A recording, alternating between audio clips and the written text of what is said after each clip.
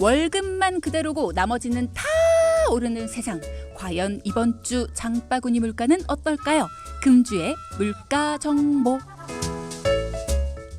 자, 매주 수요일 이번 주 물가 동향은 어떤지 그 흐름을 살펴보겠습니다. 한국물가정보 이동훈 팀장 연결되어 있습니다. 안녕하세요. 네, 안녕하세요. 네, 지난주에는 대보름 앞두고 많이 바쁘셨죠? 어떠셨나요?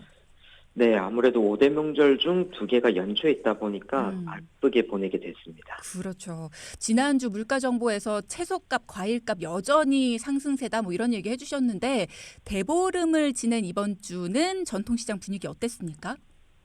네, 해마다 정월 대보름의 중요성이 예전만 못하다는 게 느껴지는데요. 맞아요. 그래도 설 다음으로 바로 맞이하는 큰 명절답게 흐린 날씨에도 불구하고 시장을 찾은 손님들이 꽤 많았습니다. 특히 대보름에는 한 해의 건강과 풍요를 기원하는 의미로 오곡밥과 묵은 나물 그리고 보름 등을 먹는 풍습이 있잖아요. 그죠.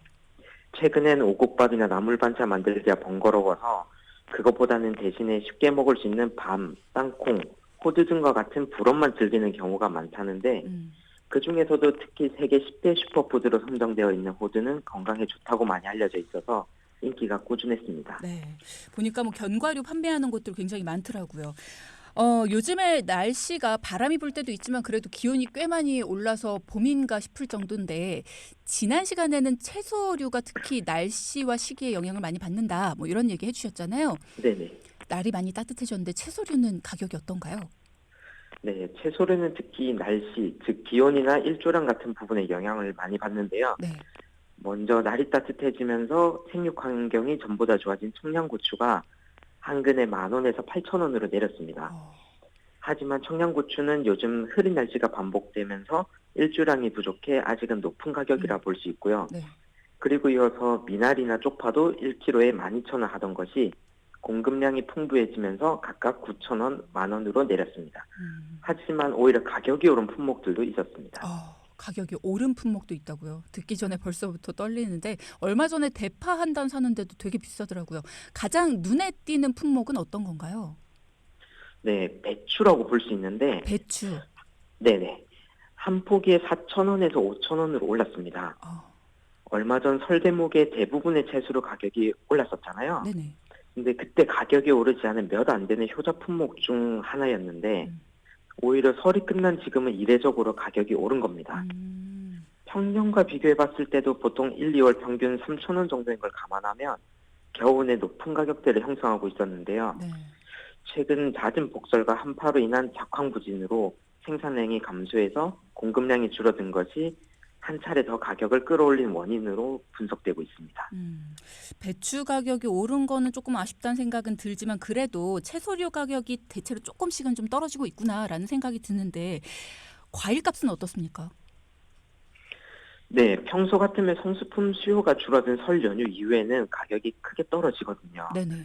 근데 아직 과일 가격이 좀처럼 떨어지지 않고 있는데 그죠. 특히 사과와 배 같은 경우에는 각각 한 개에 7,000원, 5,000원으로 여전히 가격이 높습니다. 지난해 기상악화 등의 영향으로 생산량이 크게 감소하고 워낙 작황이 좋지 않았기 때문인데 네네. 공급량이 원활하지 않다 보니 설 연휴 이후에도 과일 가격이 잡히지 않고 있습니다. 거기다가 사과와 배뿐만 아니라 참외도 한 개 기준 5,000원, 샤인머스켓도 2kg 기준 2만 원 등 다일 과일 가격들 역시 여전히 높은 가격대를 유지하고 있습니다. 심지어 가을 대표 과일이라고 하면은 단감이 떠오르지 않습니까? 그렇죠. 단감. 네, 근데 그 단감도 보통 3월이 다가오면 서서히 매대에서 사라지는데 작년에 한 개 700원 정도 하던 가격이 올해는 2,000원씩 하고 있을 정도예요. 지난주에 제가 아침에는 사과를 먹어야 되는데 아침에 사과는 못 먹겠더라. 너무 비싸서 이런 얘기 드렸는데 일주일 동안 좀 내릴까 싶었는데 전혀 내릴 가능성이 보이질 않아요. 뭐 분위기 자체가 너무 비싸가지고. 그렇죠. 하여튼 과일값이 언제쯤 떨어질까 걱정입니다. 마지막으로 그럼 다른 품목들 중에 특별한 동향이 있었던 품목이 있었나요? 네, 수산물에서 특별한 동향을 보였는데요. 네. 수산물에서는 낙지 가격이 설 연휴간 조업을 쉬는 어민들이 많아서 가격이 크게 올라서 한 코에 25,000원씩이나 있었어요. 그런데 설 이후에 조업이 활발히 이루어진 덕분에 공급량이 금방 회복되어서 수요도 평상시와 비슷할 정도로 돌아가자 가격이 18,000원 정도로 내렸습니다. 그리고 낙지랑 사촌이라 할 수 있는 오징어가 최근에 금징어라고 불릴 만큼 비싸고 귀하다는 말이 많은데 네. 실제로 3년 전 이맘때는 마리당 4,000원 정도 했거든요. 어. 근데 가격이 점점 해마다 오르더니 최근에는 7,000원까지 하고 있습니다. 이야.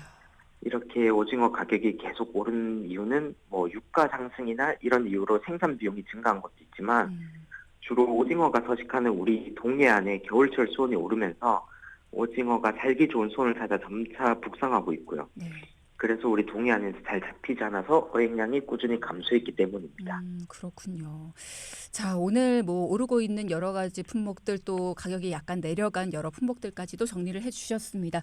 자, 오늘 말씀 잘 들었습니다. 금주의 물가정보, 한국물가정보 이동훈 팀장과 함께했습니다. 고맙습니다. 네, 감사합니다. 네.